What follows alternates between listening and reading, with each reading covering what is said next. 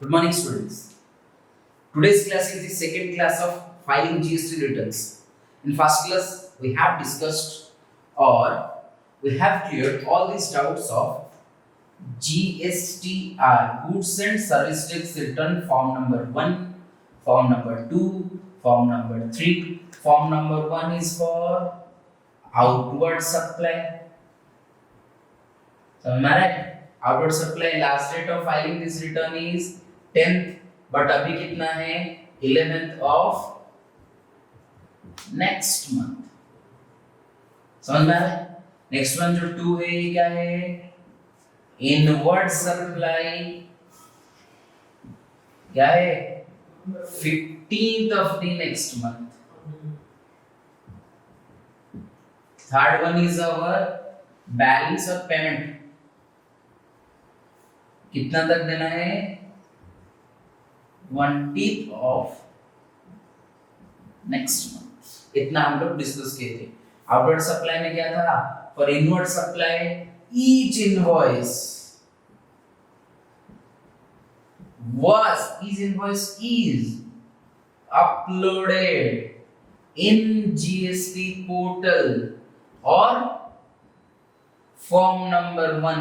याद है in case of inward supply for form by GSTR to every transaction, whether it is having intrastate, whether it is having interstate, whether it is having 2.5 lakh more or 2.5 lakh less, anything is there, we have to submit for taking inward supply input tax credit. Okay, next one is for outward supply. हम लोग को क्या था supply दो type का था B2B, second one is B2C. In case of B2B, whether interstate is there or intrastate is there, all transactions or everything will be uploaded in GST portal.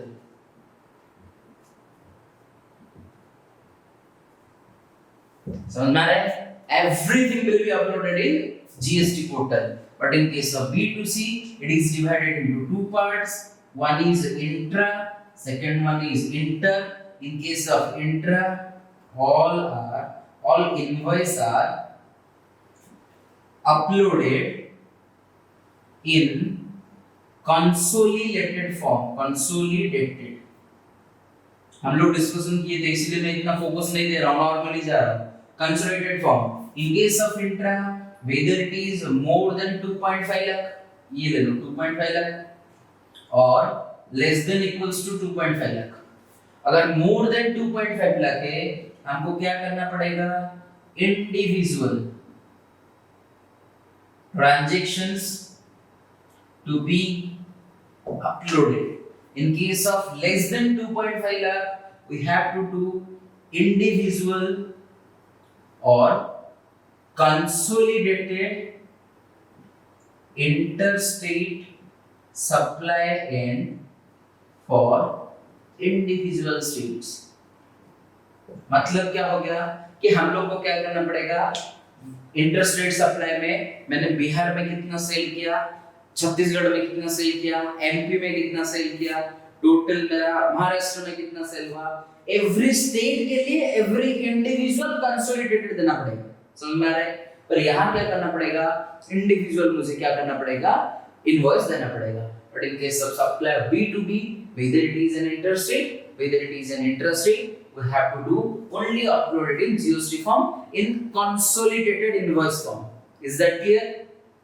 हाँ, और एक बात मैंने बताना भूल गया, ये मेरा कौन सा डेट में फाइल हो रहा था, ये सब मंथली था. अभी मेरे पास चॉइस है if your turnover is less than 1.5 crore. Your turnover is less than 1.5 crore, you able to file GST returns 1, 2, 3 on quarterly basis. समझना है क्या बोल रहा है? अगर तुम्हारा बिजनेस का profit not profit the turnover of business is up to 1.5 crore और less than 1.5 crore, तो मुझे क्या करना पड़ेगा, उसको मेरा पास ऑप्शन है, मैं चाहूँ तो मंथली दे सकता हूँ, नहीं तो क्वार्टरली दे सकता हूँ। एक वर्ड बीच में है, अच्छे से देखो, व्हाट इज एग्रीगेटेड टर्नओवर, मैंने क्या बोला, if aggregated turnover is less than 1.5 crore, इसका मतलब एग्रीगेटिव टर्नओवर का मतलब क्या है, अच्छे से देखते हैं। मैंने पहले ये सब चीज क्लियर करवाया था। Aggregative turnover means any supply of exempted goods, taxable goods, any interstate supply, any intrastate supply। इसका मतलब तुम exempted supply भी कर रहे हो, अगर fully exempted supply है तब एग्रीगेटिव टर्नओवर इज 0। इफ 1 रुपया भी टैक्सेबल सप्लाई है, एग्रीगेटिव टर्नओवर तुमको क्या करना पड़ेगा, सब चीज लेना पड़ेगा, एग्रीगेटिव टर्नओवर लेना पड़ेगा, ये लेना पड़ेगा, एक्सपेंसेस पर सब चीज, सब जितना भी ट्रांजैक्शन हो सबको मुझे क्या करना पड़ेगा, एग्रीगेटिव टर्नओवर में लेना पड़ेगा, whether it is a nil rate, whether it is an exempted rate, whether it is in how whatever it may be। समझ में आ रहा है, इज दैट क्लियर? तो अब भी हम फिलहाल कहां जाते हैं, जीएसटीआर 4 में चलते हैं। वेरी ट्रस्ट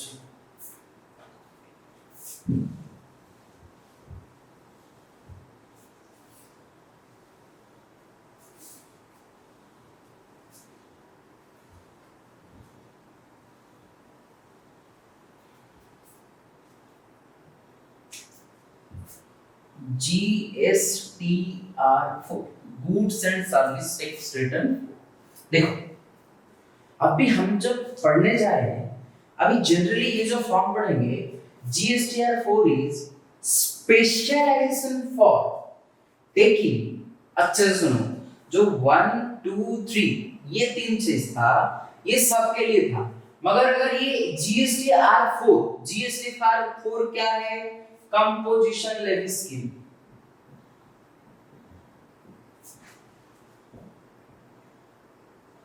इसका मतलब है if one person is coming under composition levy scheme, then he have to provide his return filing on GSTR 4। उसको 1 2 3 फॉर्म फिलअप करने की जरूरत नहीं है। इंपॉर्टेंट चीज याद रखो, अगर ये GSTR का कंपोजिशन लेवी स्कीम लेता है, तुम पूछोगे सर कंपोजिशन लेवी स्कीम क्या होता है, मैं नहीं बताने वाला, बहुत बार बता चुका हूं। ओके, एक बार बता दूंगा, फिर देखो कंपोजिशन लेवी कितना होता है।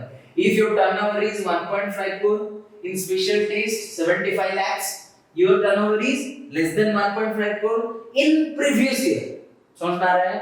You have to apply for composite levy scheme। Here do not require to 3 types of form, you have to filing in single return on quarterly basis, and the tax rate is specific, for restaurant it is 5%, for other it is 2%। समझ में आ रहा है? I'm sorry, this one is 1%।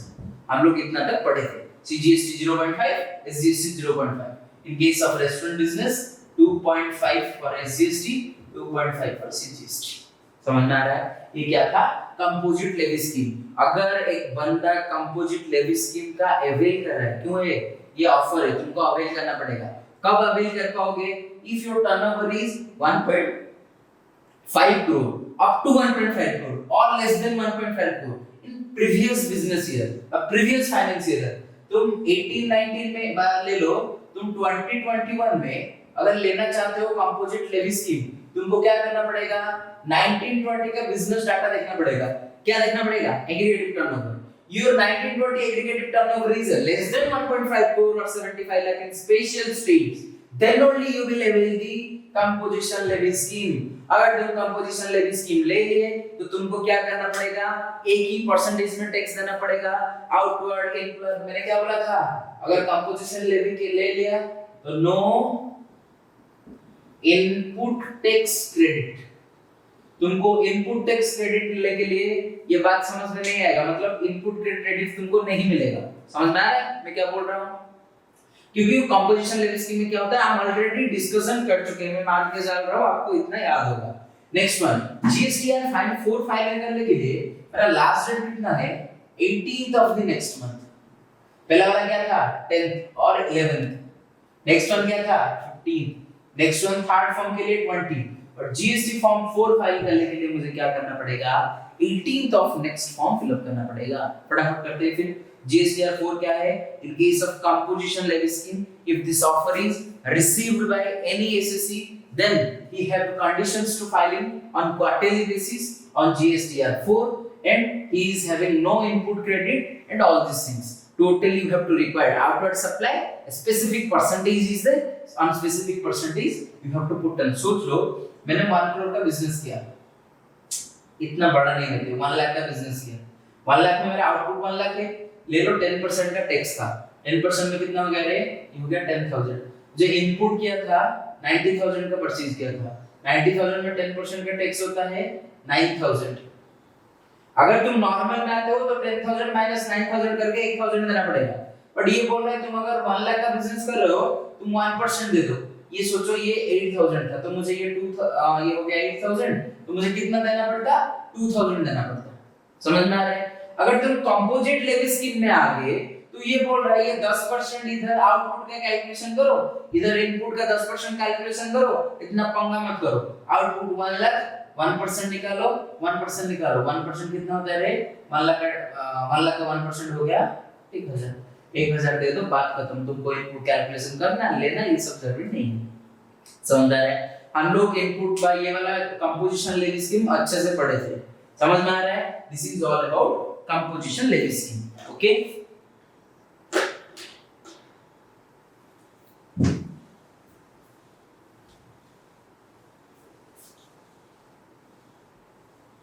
next one is our GSTR number 5, foreign person। okay, in case of foreign person, first देख लो, last date is 20th of the next month। 20th of the foreign supplier का foreign person का मतलब क्या होता है रे? any person, any foreign taxpayer or any foreign, अगर कोई भी फॉरेन टैक्सपेयर है तभी मुझे क्या करना पड़ेगा? Next month 20 of the next month में मुझे क्या देना पड़ेगा? जीएसटी देना पड़ेगा। तुम बोलोगे सर फिर इनवर्ड आउटवर्ड सब कैलकुलेशन करो, तुम्हारा इनवर्ड कितना हुआ, आउटवर्ड कितना हुआ, एक ही लेजर में आ जाएगा। एक लेजर में तुमको क्या करना पड़ेगा? दोनों का ट्रांजैक्शन लिमिट करवाओ, जितना टैक्स होता है दे दो। समझ में आ रहा है? तुम बोलोगे सर फॉरेन टैक्सपेयर का क्या होता है? 3 बात होता है। पहला होता है उसको क्या करना पड़ेगा?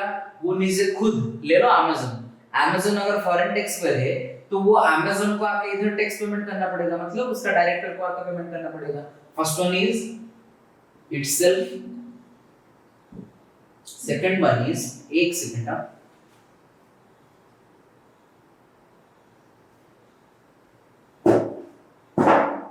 दिस वन इज itself, मतलब अमेज़न को आके ही बिजनेस करना पड़ेगा, मतलब टैक्स देना पड़ेगा।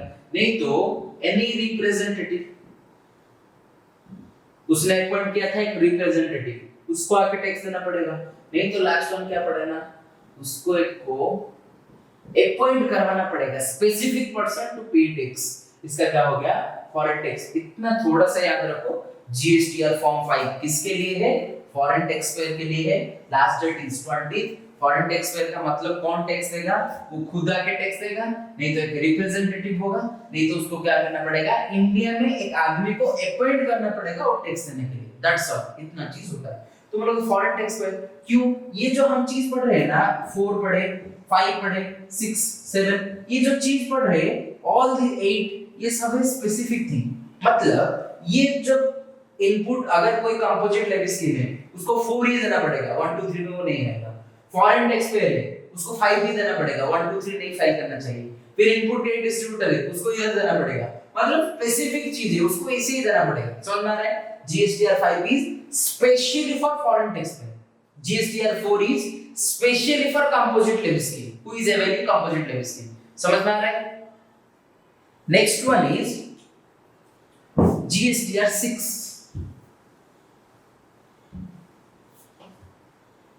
GSTR 6 क्या हो गया? Input service distributor. क्या हम डेट पढ़ेंगे? 13th of next month. Input distributor क्या होता था, एक क्या होता था, this one is my head office, 4 branch है, branch 1, branch 2, branch 3, branch 4, all output and input text must be taken by head office. इसका जितना आउटपुट होगा ये सब दे देगा हेड ऑफिस को, ये दे देगा हेड ऑफिस को, ये दे देगा हेड ऑफिस को, ये भी इनपुट दे देगा हेड ऑफिस को। हेड ऑफिस क्या करेगा, सबका इनपुट सबको, इसका मतलब सोच लो ये जो B2 है दोनों को सर्विस दे रहा है, B3 और B2 को, तो ये सेग्रीगेट B1 और B3 में होना चाहिए। तो ये सब क्या करेगा, हेड ऑफिस इनपुट सर्विस को डिस्ट्रीब्यूट करेगा, input service distributor. Input service मेरा जो है, सोच लो B1 का इनपुट सर्विस आउटपुट था 1 लाख, इनपुट था 90,000, मतलब 90,000 में कितना आया, 9,000 का इनपुट सर्विस। ये हो गया, सोच लो 8,000 का इनपुट सर्विस, 7,000 का इनपुट सर्विस, ये 1,000 का इनपुट सर्विस, टोटल मिला लो तो कितना होता है, 25,000 का क्या आ गया, इनपुट सर्विस आ गया। मतलब ये जो मेरा बीच में हेड ऑफिस है वो 25,000 सर्विस, ये इसको 9,000 दे देगा, ये 8,000 दे देगा, ये 7,000 दे देगा, ये 1,000 दे देगा। तब भी मुझे क्या करना पड़ेगा, एज पर प्रोपोर्शन मुझे किसको कितना देना पड़ेगा इनपुट सर्विस, ये क्या करेगा, हेड ऑफिस डिसाइड करेगा। वो कैसे होता है, सही में only in form of aggregative turnover. क्या होगा एग्रीगेटिव टर्नओवर, ये B का देखेगा कितना टर्नओवर है, ये देखेगा B2 का कितना टर्नओवर है, B3 का कितना टर्नओवर है, B4 का कितना टर्नओवर है, जितना टर्नओवर होगा उनके बिहाफ से क्या करेगा, वो डिस्ट्रीब्यूट कर लेगा। इसको हम क्या बोलते हैं, इनपुट सर्विस डिस्ट्रीब्यूटर। समझ में आया। नेक्स्ट वन इज आवर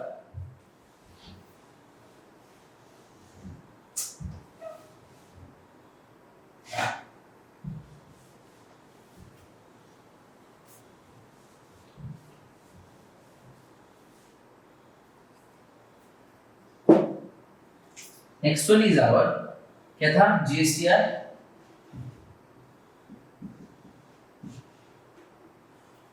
4 हो गया, 5 हो गया, 6 हो गया, दिस वन इज 7 पर्सन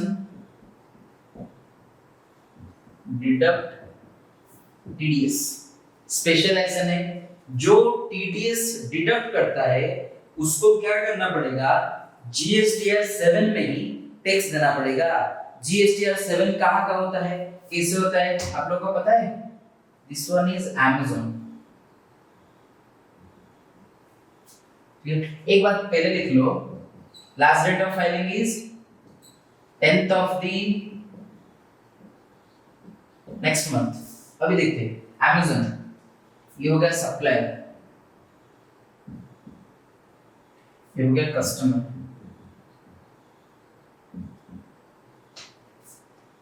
ये ऑर्डर दिया, कितने का ऑर्डर दिया, 50,000 का ऑर्डर दिया, GST कितना है 5,000, टोटल कितना हो गया 55,000। तो कस्टमर ने Amazon को दे दिया 55,000। समझ में आ रहा है। तो अगर इसने 55,000 कस्टमर को दे दिया, Amazon को दे दिया, ये क्या क्या, प्रोडक्ट डिलीवरी। प्रोडक्ट किसने दिया, कस्टमर को डायरेक्टली सप्लायर ने दे दिया, कस्टमर किसको पैसा दिया, Amazon को दिया। तो अभी GST अमाउंट जो 5,000 था उसका 1% क्या करेगा, Amazon डिडक्ट करेगा। 5,000 का 1% कितना होता है रे, 5,000 का 1% 50 रुपीस होता है, 50 रुपीस Amazon क्या करेगा, डिडक्ट करेगा। फिर इसको कितना दे देगा, उसका कमीशन सोच लो 5,000 है, 50,000 से 5,000 कमीशन ले लिया, 45,000 रुपीस दे दिया। 5,000 का जो GST अमाउंट था, GST से 1% निकाल दिया 50 रुपीस, तो मुझे कितना हो गया 4950। तो ये क्या करेगा, 45 प्लस 49,950 रुपीस क्या करेगा, सप्लायर को देगा। जब हम पर्सन डिडक्ट टैक्स का चैप्टर, एक स्पेसिफिक चैप्टर पढ़ेंगे तब ये सब चीज पढ़ेंगे। तो ये जो बीच में रहेगा Amazon को कब टैक्स देना पड़ेगा, 10th of the next month. तो बोलोगे sir 10th of the next month क्यों हुआ ऐसे, 10th होने का रीजन है क्योंकि ये नॉर्मल सप्लायर है, तो इसको तो 10th में फाइल करना पड़ेगा ना, तो इसको 10th के पहले से उसको देना पड़ेगा, तब ये 10th में क्या कर पाएगा, लास्ट फाइलिंग कर पाएगा। समझ में आ रहा है? इंडिविजुअली किससे कितना टीडीएस कटा, सबको इसको क्या करना पड़ेगा, अपलोड करना पड़ेगा, इंडिविजुअल टीडीएस। समझ में आ रहा है? उसके बाद 100 का सप्लायर है, ये supplier 1, supplier 2, supplier 3, supplier 4, 5, 6, 7। Supplier 1 से कितना टैक्स डिडक्ट किया, सप्लायर 2 से कितना किया, 3 से कितना किया, 4 से कितना किया, 5 से कितना किया, ये सब चीज को क्या करना पड़ेगा, टीडीएस के हिसाब से देना पड़ेगा। समझ में आ रहा है? This one is GST number, GSTR in goods and services tax return 7. Next one is my research. GSTR 8.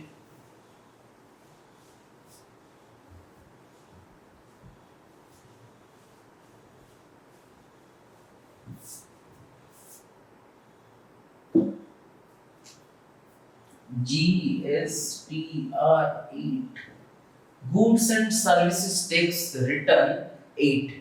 8 का मतलब देखो, पहले हम लोग जो पढ़ रहे हैं 4, 5, 6, 7, 8, ये जो सब चीज पढ़ रहे हैं इंडिविजुअली देना पड़ेगा। 8 का क्या है, ई कॉमर्स।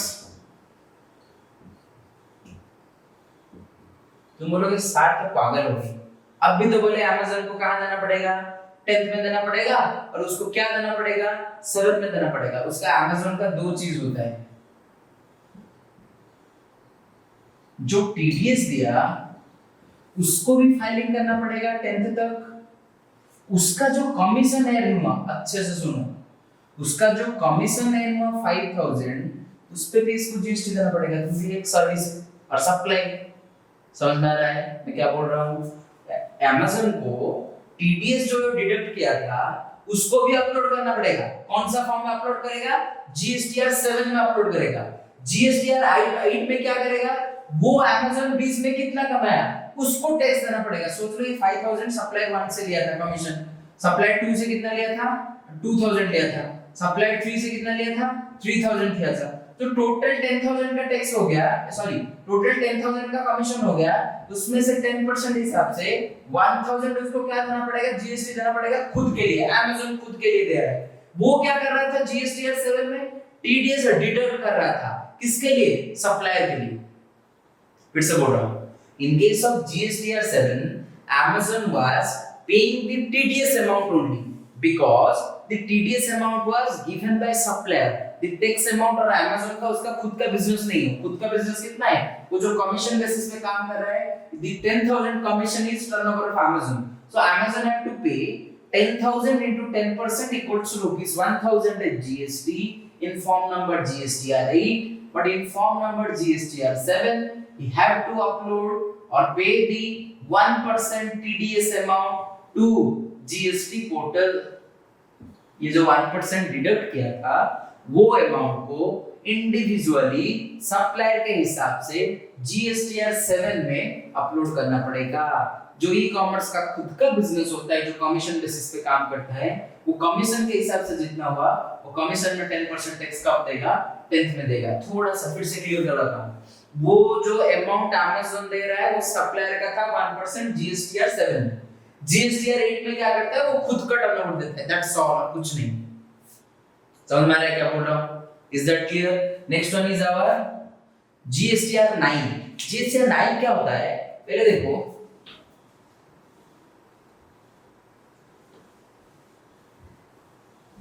मैंने क्या करवाया,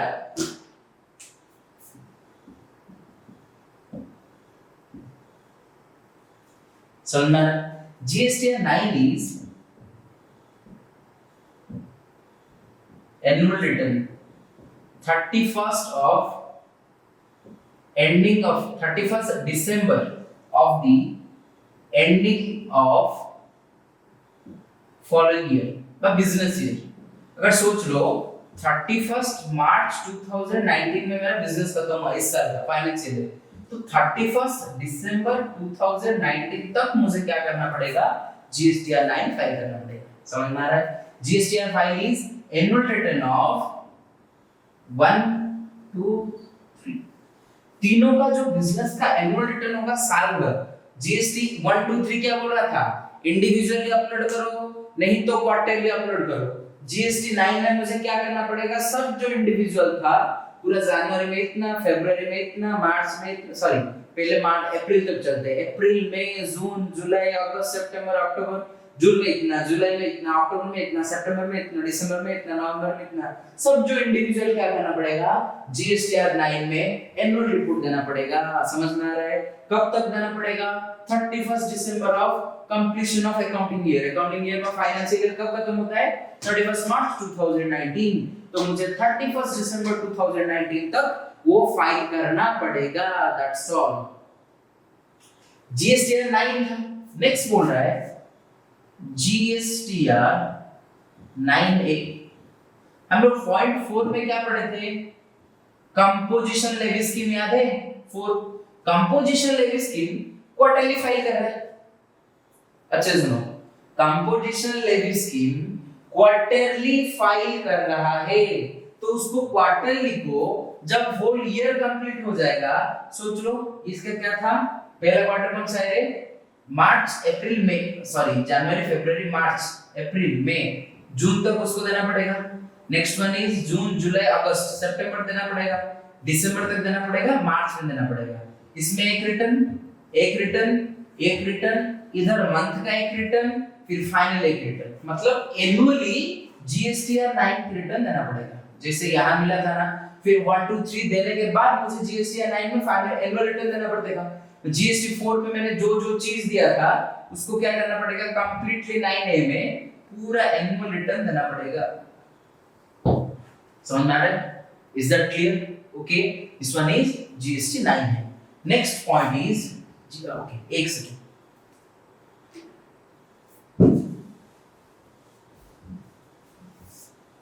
GSTR 10।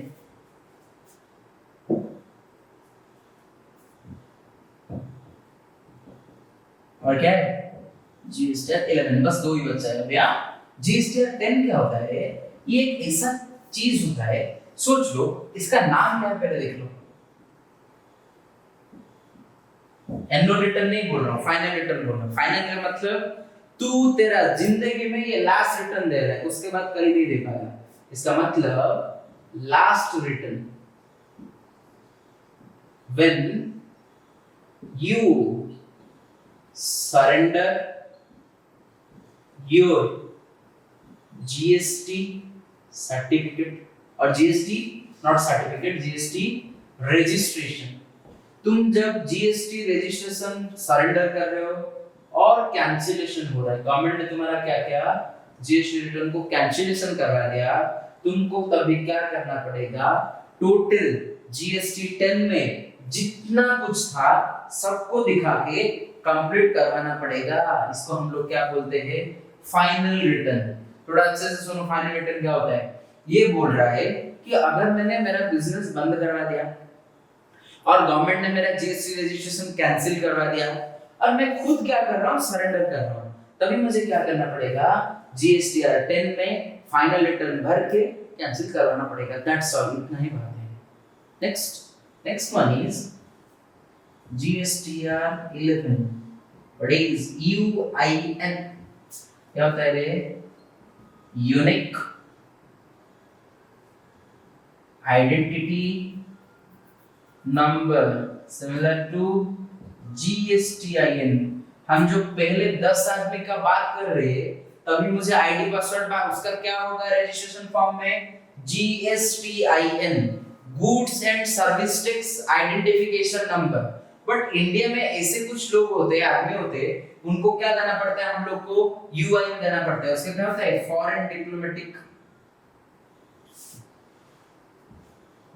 Foreign diplomatic service. Next one is, और क्या बोलते हैं, जैसे हो गया, हाँ वन इज ले लो, foreign diplomatic service, embassy services. India का एक आदमी जाके उधर पाकिस्तान में रह रहा है, इंडिया का आदमी जाके अमेरिका में रह रहा है, इंडिया का आदमी चाइना में रह रहा है, उसको क्या बोलते हैं, एम्बेसी। जो शॉर्ट टर्म इन्वेस्टमेंट में इंडिया को क्या करते हैं, रिप्रेजेंट करवाते हैं और इंडिया का खुद का काम करते हैं उधर जाके, तो इसको क्या बोलते हैं, एम्बेसी। जब ये आदमी सब सर्विस दे रहे हैं, इनका आउटपुट टैक्स कुछ नहीं है। समझ रहे हैं मैं क्या बोल रहा हूँ? इन लोगों का आउटपुट टैक्स कुछ नहीं है। वो किसको सर्विस दे रहे हैं, ओनली इंडिया को सर्विस दे रहे हैं। मतलब इंडिया को अगर सर्विस दिए तो इंडिया गवर्नमेंट को टैक्स देना पड़ता है। उसका 1000 का सर्विस दिया, तो 10% के हिसाब से दे रहा है, अच्छे सुनो, 100 रुपीज का टैक्स दे रहा है, तभी मुझे क्या करना पड़ेगा, 100 रुपीज इन दोनों को रिफंड करवाना पड़ेगा। मैंने बोला था भाई अगर तूने टैक्स दिया तो कभी रिफंड नहीं हो सकता, एक ही केस में रिफंड हो सकता है, उसको बोलते हैं जीएसटीआर 11 और UIN not specific person. Refund का बात हम पहले किए थे, रिफंड कब हो रहा था, when the amount is on credit not in credit ledger, when the amount is on cash ledger। ये इनपुट सर्विस को के भी हम लोग क्या कर रहे हैं, इसको रिटर्न दे रहे हैं, क्योंकि ये है यूआईएन, इसलिए इनको एक यूनिक आइडेंटिफायर नंबर दिया गया। इसको हम क्या करना पड़ेगा, जीएसटीआर 11 देना। कब देना पड़ेगा, 28th of the following month on completion of the month। मतलब जब मेरा कंप्लीट हो रहा है काम, तब उस दिन, मतलब उस महीना का 20, मेरा जनवरी 15 में काम खत्म हो गया, जनवरी 28 तक दे देना है, जनवरी 30 में कंप्लीट हुआ तभी मुझे फरवरी 28 में देना पड़ेगा। समझ में आ रहा है? अगर सोच लो मार्च 20 में खत्म हुआ, मार्च 28 तक दोगे, मार्च 27 में खत्म हुआ, 28 तक दोगे। समझ में आ रहा है? तो हम लोग आज कौन सा क्या का डिस्कशन किए, फटाफट एक ओवरव्यू करते हैं। इतना इंपॉर्टेंट ये नहीं है, 1 2 3 इज मोस्ट इंपॉर्टेंट और नॉर्मल 4 5 6 इज उतना नहीं पूछेगा, नॉर्मल शॉर्ट क्वेश्चन में आपको याद रखना पड़ेगा। पहले देखते हैं GSTR 1 output tax, GSTR 2 input tax, GSTR 3 final monthly return, GSTR 4 composition levy scheme, GSTR 5 FORECA foreign taxpayer, 6 7 क्या था, TDS 6 क्या था, फॉरेन टैक्स पेयर हो गया 5, 6 था हमारा distribution, input service distribution. Next हो गया 9, ये हो गया e commerce, e commerce operator, this one is final return, next one is 10, next one is 11 क्या होता है, सॉरी 9 फाइनल रिटर्न नहीं है रे, ये है एनुअल रिटर्न। एनुअल रिटर्न और फाइनल रिटर्न में फर्क समझो। एनुअल रिटर्न मतलब जब कंप्लीशन होगा तब देना पड़ेगा, फाइनल रिटर्न का मतलब हो गया जब मेरा बिजनेस बंद हो रहा है तभी मुझे क्या करना पड़ेगा, फाइनल रिटर्न देना पड़ेगा। लास्ट वन इज यूआईएन, इसका कितना था रे, 10th of next month, 10th और 11th, ये क्या था 15th, ये क्या था 20th of next month, composition levy scheme, 18th of next month, foreign, 20th of next month, input service distributor, 18th of next month, TDS e-commerce, 10th of next month, annual, 31st December of completion of business financial year, तभी क्या बोलेंगे, annual return 9 बोलेंगे। Final return कब आएगा, जब business बंद होता है तभी दे दो। व्हेन क्यों बोलोगे तुम, उसका लास्ट डेट नहीं है भाई, लास्ट डेट क्यों होगा, तो आज बिजनेस बंद करके जा रहा है तो तभी फाइनल रिटर्न फाइल करके जा। तू बिजनेस अगर बंद कर देगा, तुम बोलोगा 15 दिन के बाद मैं फाइल आके दे दूं, कब देगा कौन, तू अगर बिजनेस नहीं दे रहा है तो तेरा मतलब सेपरेट लीगल एंटिटी खत्म हो गया, तेरे ऊपर कोई केस कर नहीं सकता। तो इसलिए क्या बोल रहा है, in case of final return you have to do on that day, मुझे क्या करना पड़ेगा, उस दिन ही देना पड़ेगा। In case of 11 it is UIN, unique identity number, तभी उस दिन ही देना पड़ेगा। समझ में आ रहा है? फिर से एक बार डिस्कशन करते हैं। और एक बात देखो, जब आउटपुट टैक्स मैंने बोला था इनवॉइस के बाद और एक चीज बोला था, one is credit ledger, next one is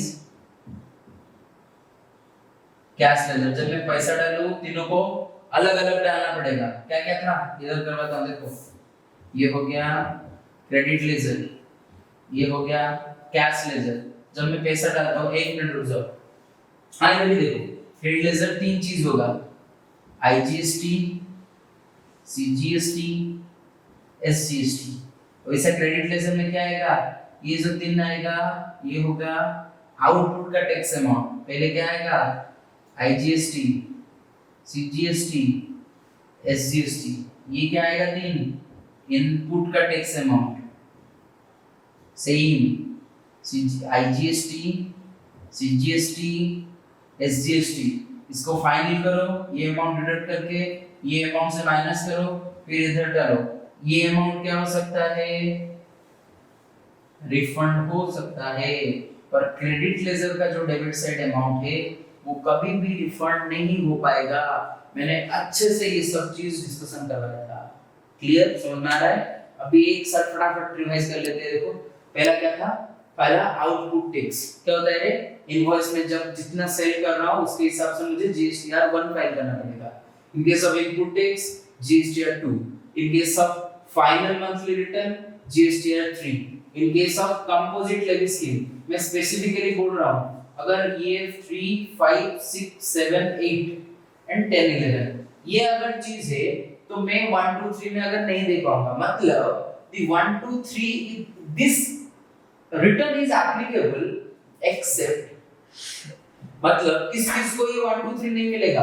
first one is composition levy scheme, second one is foreign authority person, third one is क्या हो गया, फॉरेन टैक्स पेयर हो गया, नेक्स्ट वन हो गया ITC input ISC input service distributor, next हो गया 4 number is TDS person deducting TDS, 5 number हो गया, next one is e-commerce operator, 7 हो गया फाइनल रिटर्न, 8 हो गया UIN। ये जो 8 चीज है, इन 8 को छोड़ के और बाकी जो रह रहा है उनको क्या करना पड़ेगा, 1, 2, 3 देना पड़ेगा। समझ में आ रहा है मैं क्या बोल रहा हूँ? सो 1, 2, 3 इज जनरल सिस्टम्स और general return files, but in case of 4, 5, 6, 7, 8 they are the specific returns. I think आप लोग को इतना समझ में आ गया होगा। 1, 2, 3, 4, 5, 6, 7, 8, 9 है 10, 11। 9 है क्या था रे, इधर मैंने छोड़ दिया। 9 है क्या था, annual return of composite levy scheme person. जो कंपोजिट लेवी में ले रहा है उसको क्या करना पड़ेगा, 9A में एनुअल रिटर्न देना पड़ेगा।